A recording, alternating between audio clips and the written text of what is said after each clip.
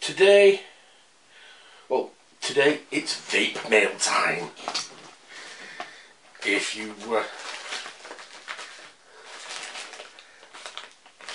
yeah, the package the right way up. Yay! Nope, that's the wrong way up. That's the right way up. This is a little package from Vaporshark. So I will open this up and give everybody a chance to see what's inside. It is, or it should be, an rDNA40, the new Evolve rDNA40 chip, and the IQ charger. So I'll put the camera in and we'll have a close-up as I take it out the box and discover what's there. Right, here we go. Let's get this package opened. Flip it open.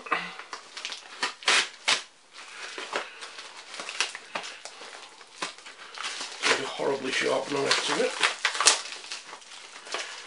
And in here we have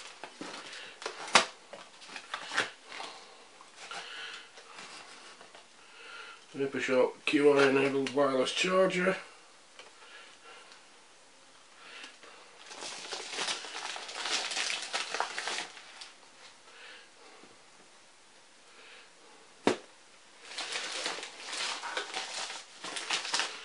One rDNA40.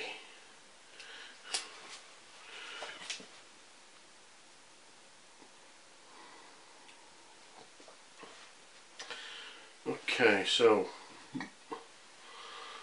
let's keep this just there a moment and we'll have a look at this QI charger quickly.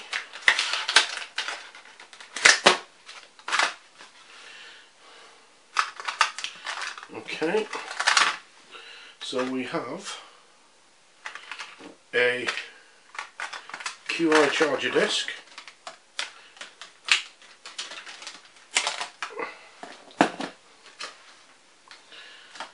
with a little short diddy cable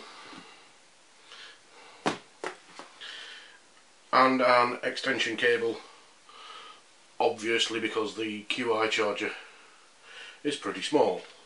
The QI charger's cable is pretty small, should I say.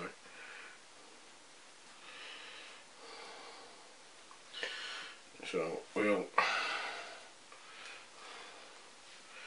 take that there.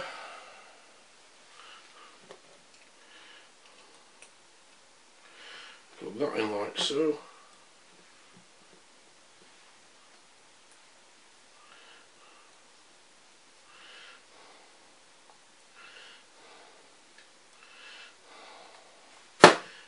Oh.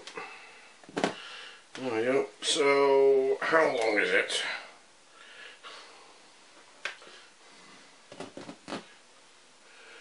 It's probably, with the extension lead, it's probably just about a metre. So we'll now put that on one side a moment.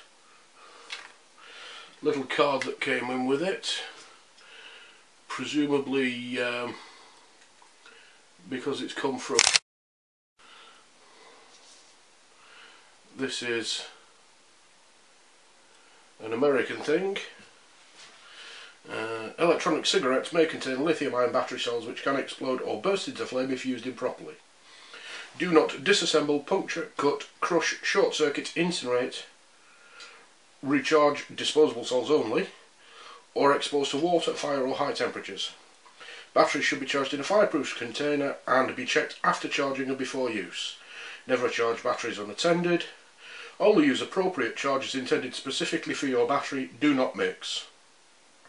By purchasing these products, the buyer assumes all risks and liabilities associated with lithium batteries.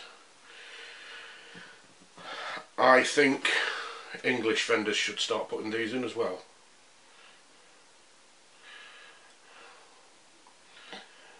And then of course there's the electronic cigarettes may contain nicotine, blah blah blah, the FDA don't like it routine. And here's the thing that people really want to see. Yes, it's the rDNA40. Now,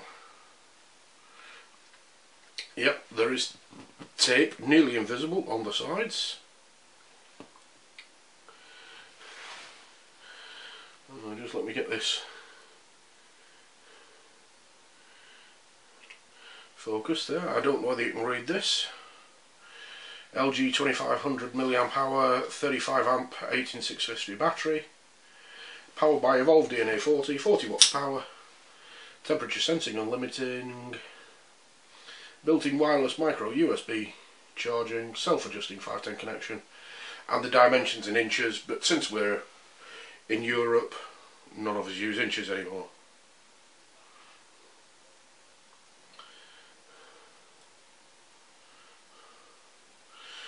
And on this side it has the modes information.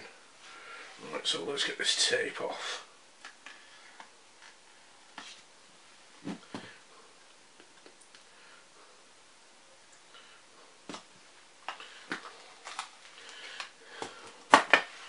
Here we go.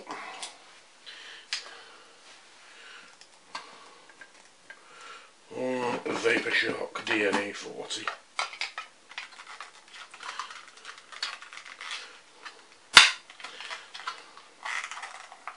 You just check underneath a little tray. And a little USB cable under the tray as well. There we go. So you get your box, your Vaporshark, and a micro USB cable. Right. The box is the standard Vaporshark box, same as on the previous rDNA. The micro USB cable, it's a standard micro USB cable. Might be slightly higher quality than some of the cheap Chinese junk that we get out there. Let's put that on one side. Right, now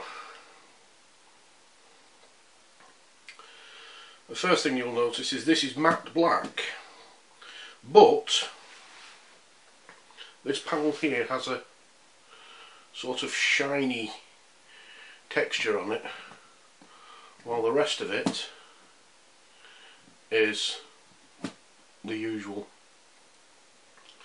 matte black display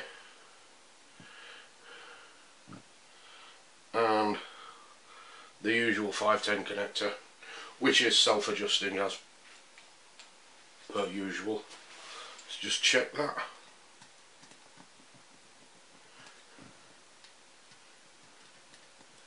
Yeah, you can see that bouncing up and down. Right, in fact about the only physical difference from previous models, if you'll excuse me, I've got my other rDNA here. Take off that Vigo atomizer, peel it out of its skin.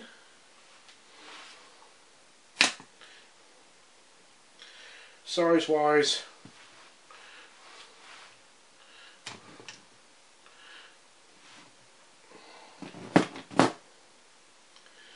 height,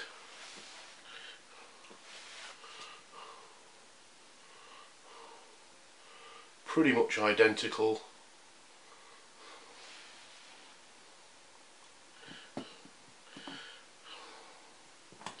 The size next to each other. So they're the same width and height, but if I put these two back to back, you will see that the new one is ever so slightly thicker. That's because it's got the wireless charging card built in. So if I take my rDNA out of the way for a moment, no, let's bring it back a second.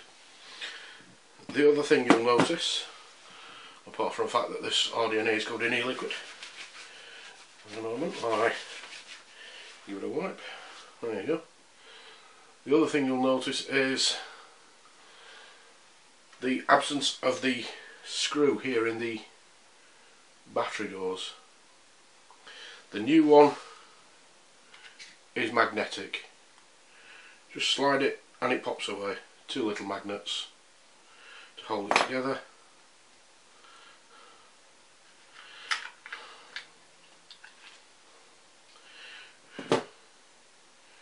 The genuine LG battery.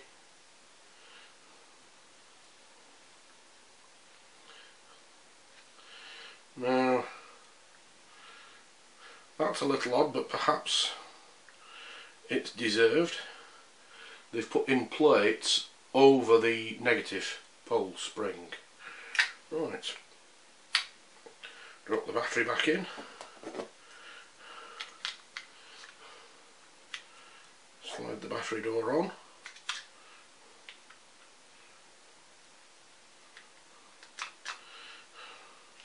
Seems to hold just fine.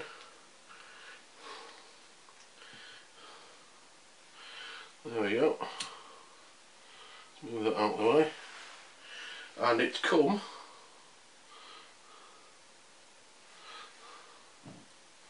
set at 1 watt and 450 degrees.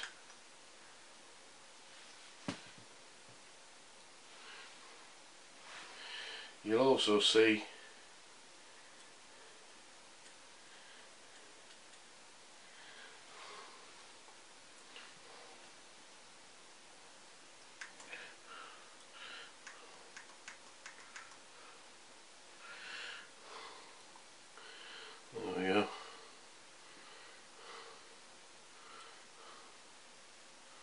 you'll also see the display starts to dim quite quickly.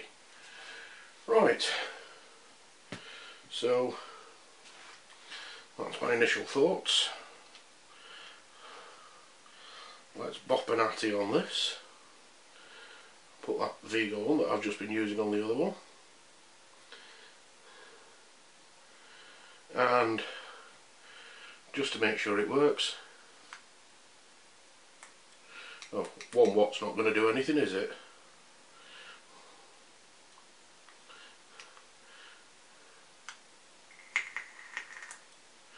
There we go, that's the 12.5 watts I was using on the other one.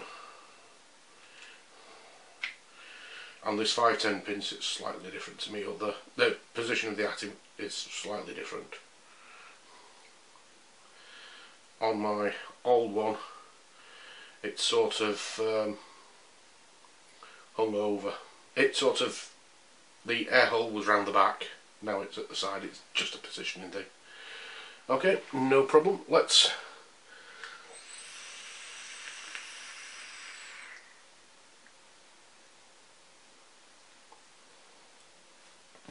yep, that vape's great.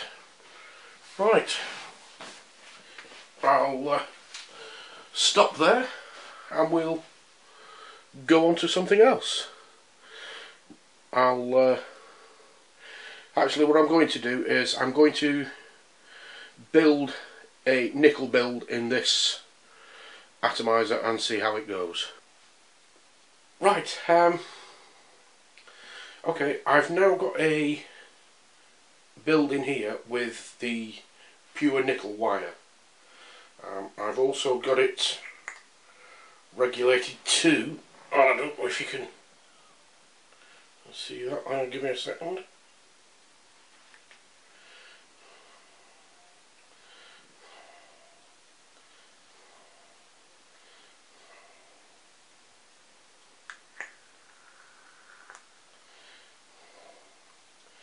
Oh wow.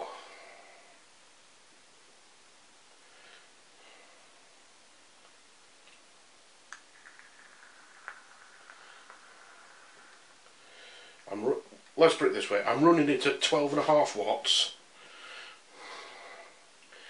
and I've got it locked at 450 degrees.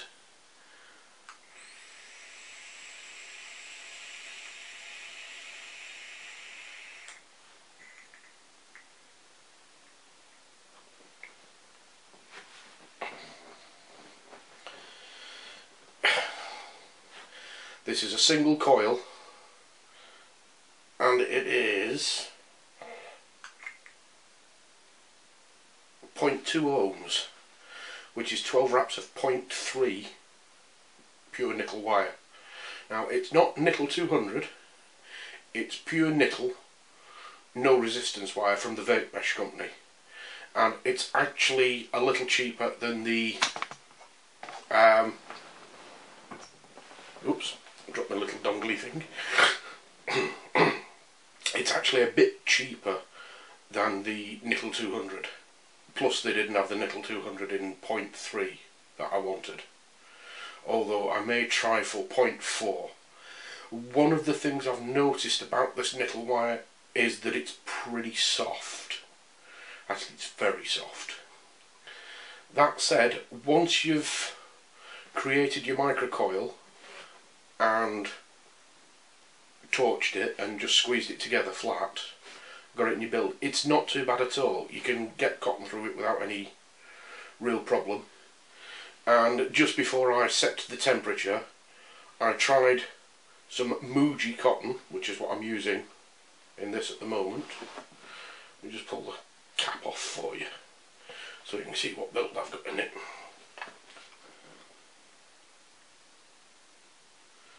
That's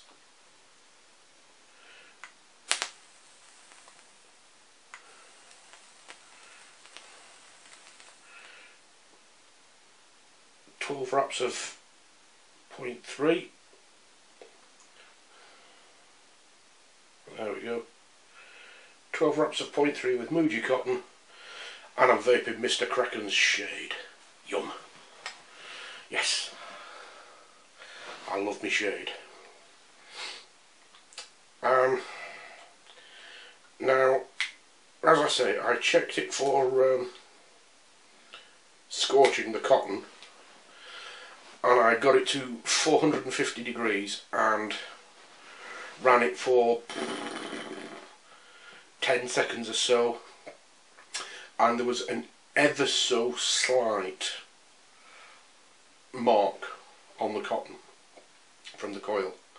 So I've decided for now 450 degrees is where I'll vape at. I'm just going to bump this up to 15 watts and I'll have another vape and we'll see if the temperature control kicks in.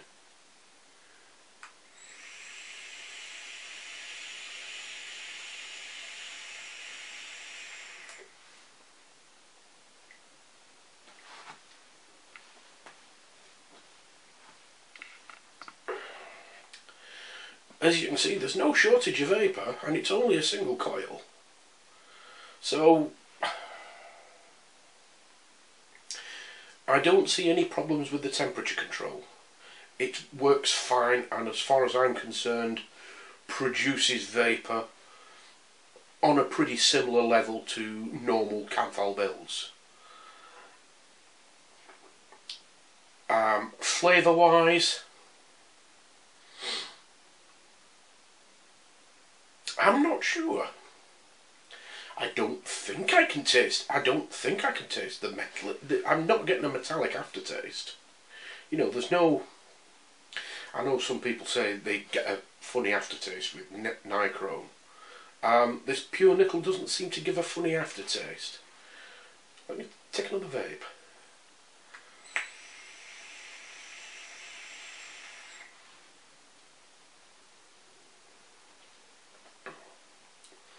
I've deliberately, by the way, spent the last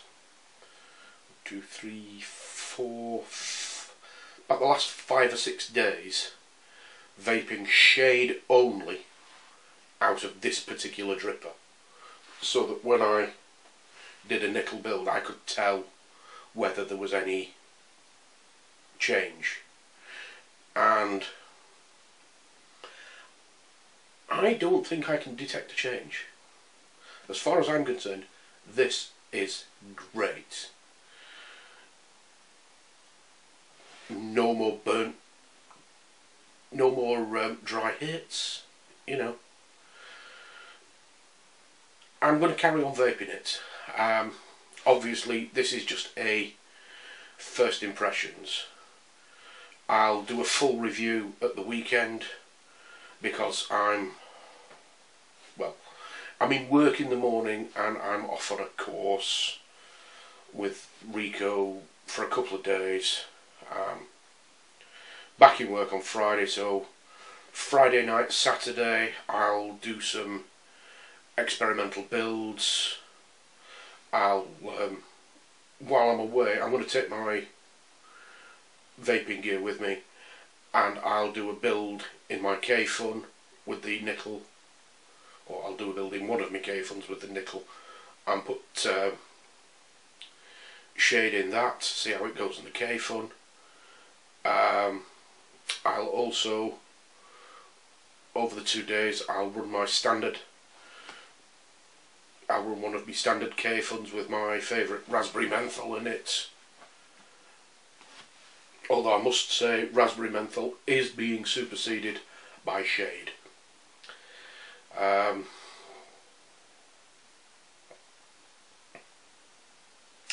Well, to sum up this unboxing and first impressions, as a Vaporshark, as an rDNA, it's pretty much exactly what you expect from a Vaporshark. The temperature control bit seems to work perfectly.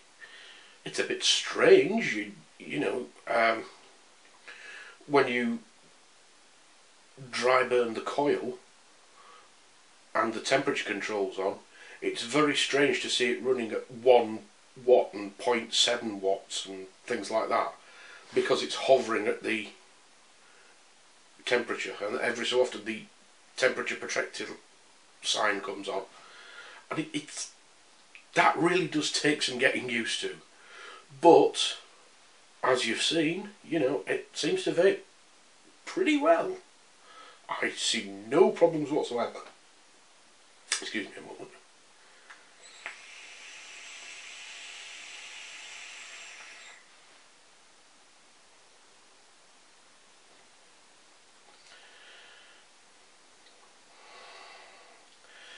And I know the one thing you all want me to do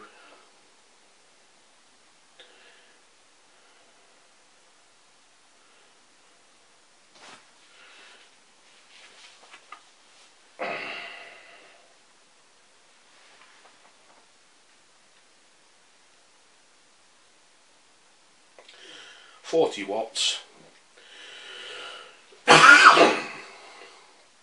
Kiss me lungs goodbye, because this is 12 milligram.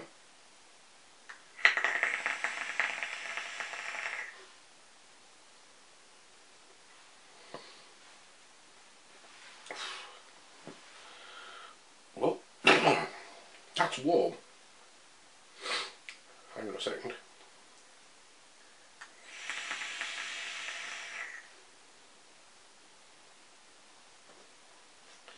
That's too warm for me.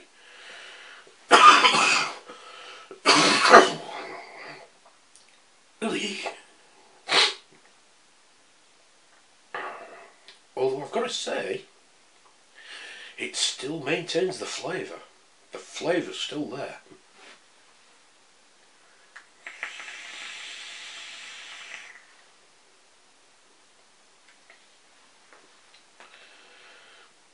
Although I'm probably hitting the limits of this build, to be honest, being a single coil build. Let me turn it back down again.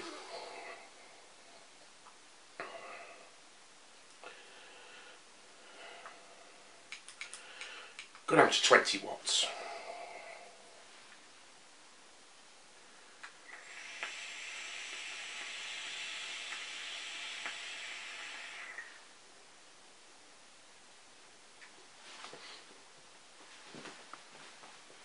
That's much better. Much better. Plenty of flavour. Just a bit warmer